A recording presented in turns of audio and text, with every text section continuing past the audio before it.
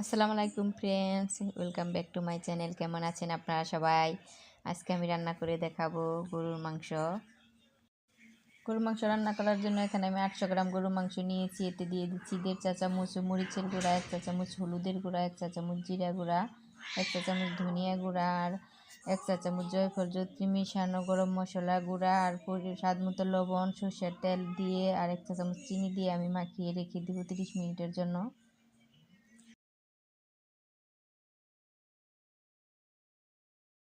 তো 30 মিনিট পর আমি প্যানেতে 1 কাপ পরিমাণ তেল দিয়ে দিলাম, আর এতে আমি দিয়ে দিলাম শুকনো মরিচ, তেজপাতা আর 1 কাপ পরিমাণ পেঁয়াজ কুচি দিয়ে আমি ভালোভাবে নেড়ে চেড়ে নিব। তারপর মেরিনেট করা মাংসগুলোকে আমি এখানে দিয়ে নেড়ে চেড়ে দিব। এগুলো আমি ভালোভাবে নেড়ে চেড়ে ঢাকা দিয়ে দিব। আর আমাদের এই রান্না যদি আপনাদের ভালো লাগে তাহলে আমাদের ভিডিওতে একটা লাইক, সাবস্ক্রাইব করে বেশি বেশি শেয়ার দিয়ে দিবেন।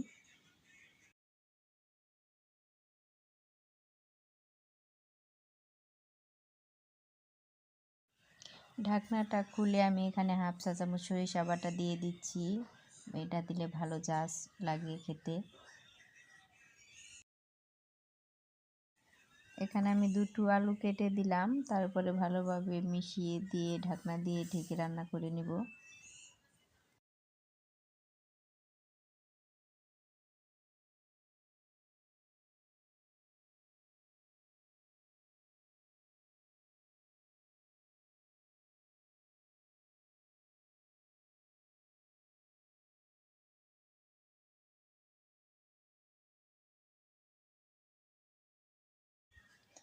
মাংসের পানিটাও শুকিয়ে এসেছে আর মাংসটা প্রায় সিদ্ধ হয়ে এসেছে। এখানে আমি 2 কাপের মতো পানি অ্যাড করে দিব।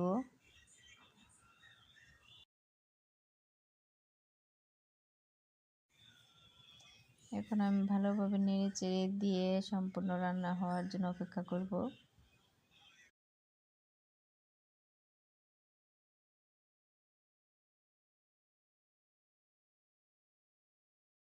ঢাকনাটা খুলে আমি এখন মাংসটা নেড়ে চেড়ে দিব আর লবণটা চেক করে নিব। আমার লবণটা ঠিকই হয়েছিল।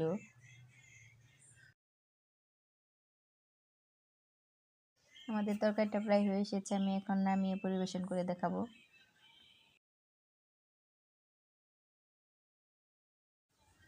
তো ফাইনালি রেডি হয়ে গেল আমাদের গরুর মাংস রান্না করা। আপনারা এভাবে বাসায় ট্রাই করবেন। আর আপনারা কিভাবে বাসায় মাংস রান্না করেন আমাকে অবশ্যই কমেন্টে জানাবেন। সবাই অনেক ভালো থাকবেন। আল্লাহ হাফেজ।